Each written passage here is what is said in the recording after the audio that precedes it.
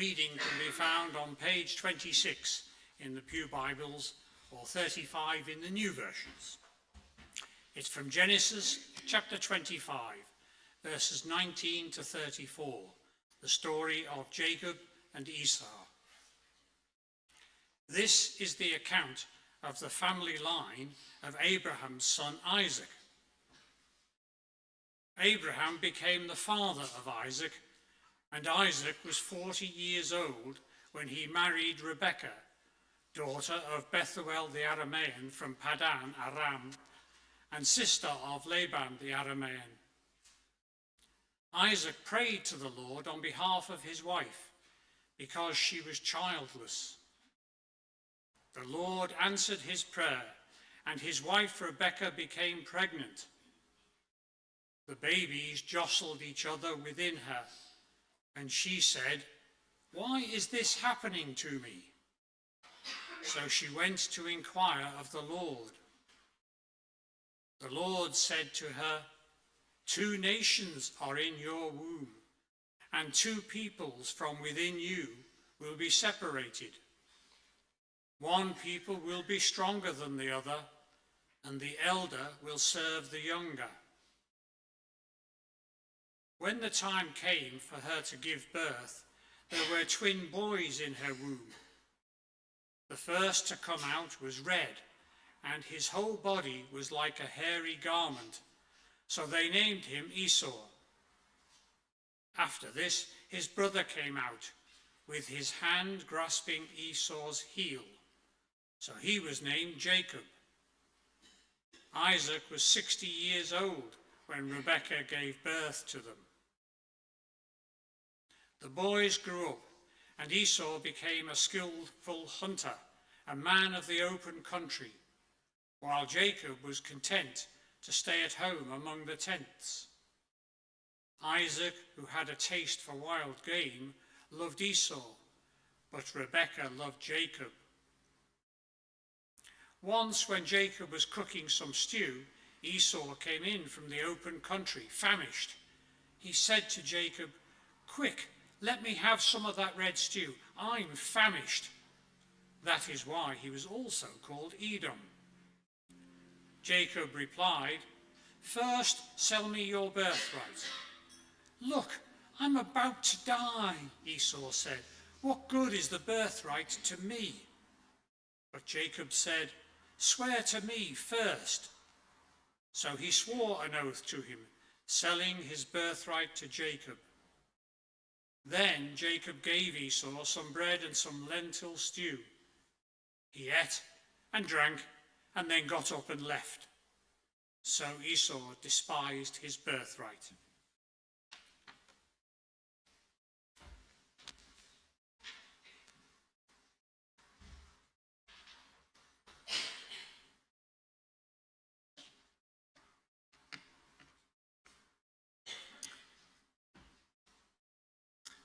I'm going to give you a little clue about where we're going this morning. There's the sermon journey, as I might put it. Foolish trade, God's purpose, divine disruption for the good of all. That's my little map of where I'm going. We're starting with a foolish trade. I was remembering back to primary school. It's a long way to think back. And a little competition that the maths teacher had devised, or the class teacher.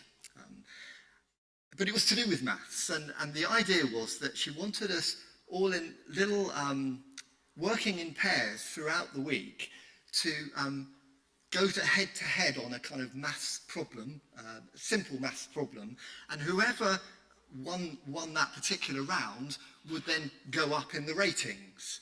Now, it was organised like football divisions. And so there was first division, second division, third division, fourth division. I don't think there was a Premier League. But the idea was that we would all be in one of those divisions.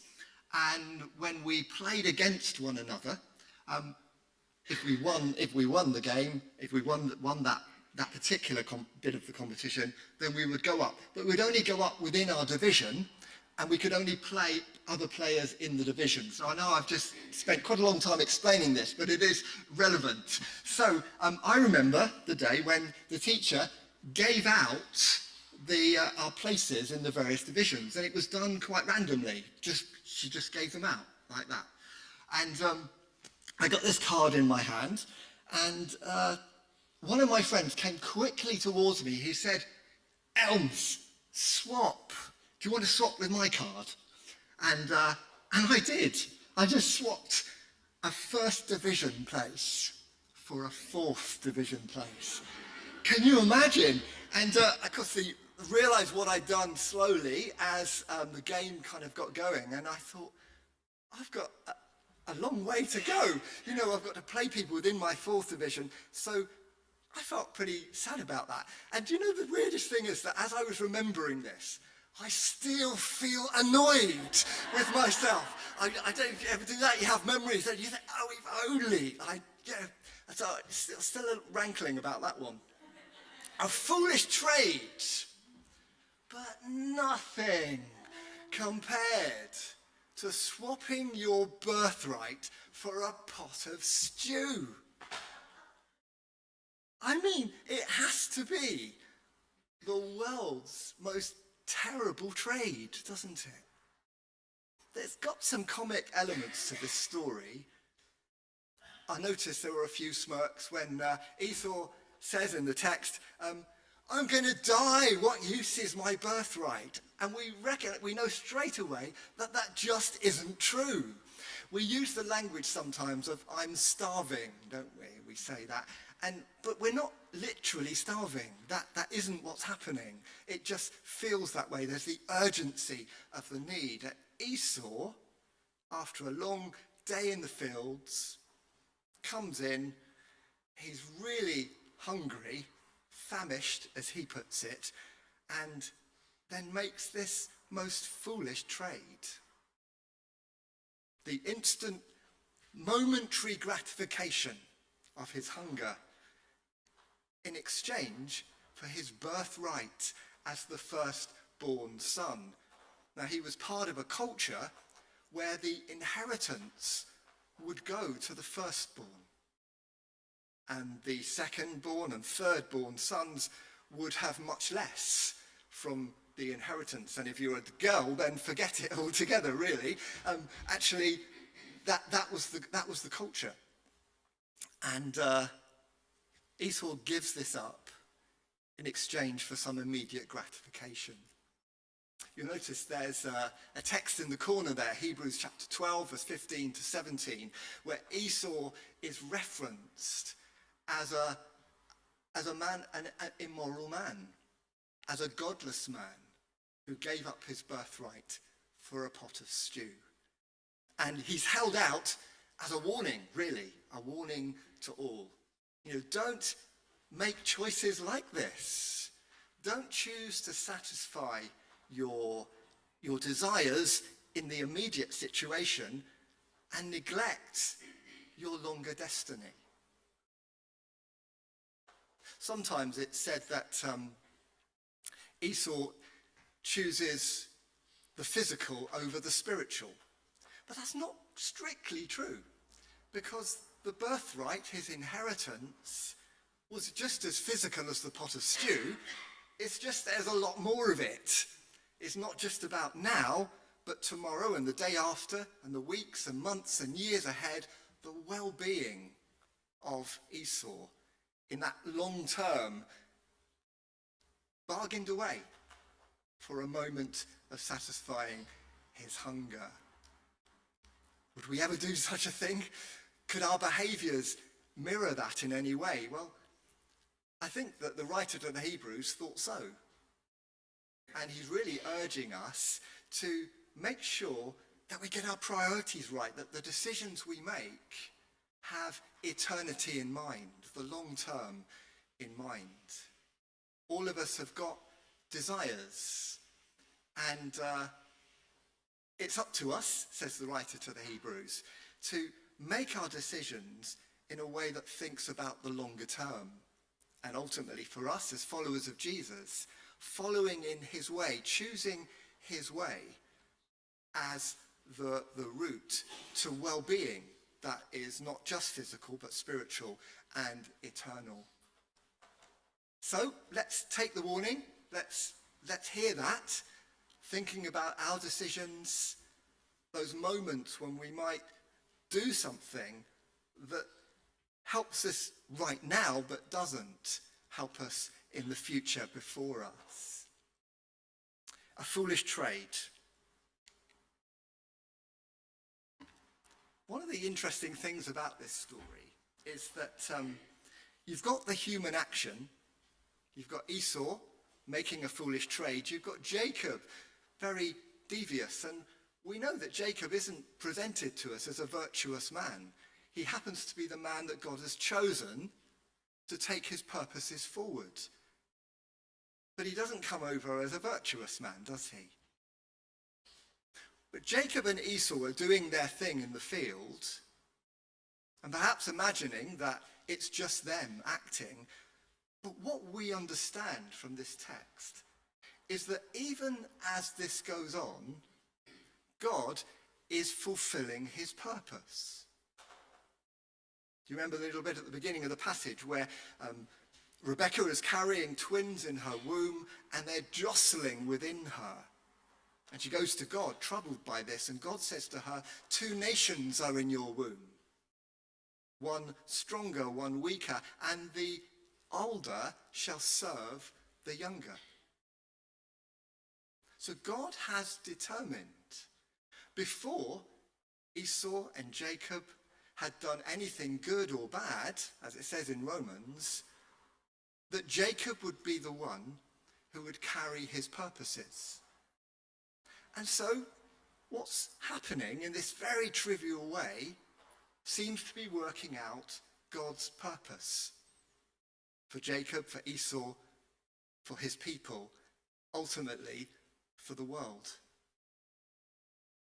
Now that can be baffling in one way, also deeply reassuring in another. Baffling. God has a purpose to bless, to heal, to save his world, and he is able to secure that for us, whatever we get up to. I think it was last week that Rachel brought this little quote. So the story reminds us that God works his purpose amid human struggle and flawed behaviour. God is in the mess and the muddle of life, in questionable decisions and painful actions, in relationships stretched and fractured, in mistakes made. Relationships are rarely straightforward, but God works amid the mess. Baffling, perhaps, because it moves us into this kind of paradox of God's lordship and sovereignty, his ability to bring about his purposes, and the freedom he gives us to decide and to act and to respond to him. Ever felt that paradox? Ever juggled with that one in your head? Are we really free, or are we puppets in the divine play? If God is able to fulfill his purposes through us and despite us, and are our actions really free? I believe they are. I believe it's important, if we're going to be true to what the Bible presents to us, that on the one hand, yes, God is sovereign and able to fulfill his purposes for good. On the other, we really are free to respond to the way of Jesus, to make decisions. Esau was free in what he did, and Jacob free in what he did. It is a bit of a paradox, isn't it? It's a bit baffling, but I would say also deeply reassuring. We are called to live the way of Christ and to make good decisions, not to trade off immediate gratification for our long-term good and benefit. God really gives us space to do that. At the same time, even as we sometimes stumble around, trip up, get it wrong, sometimes horribly wrong, God is still able to do the good that he has purposed. Is that reassuring?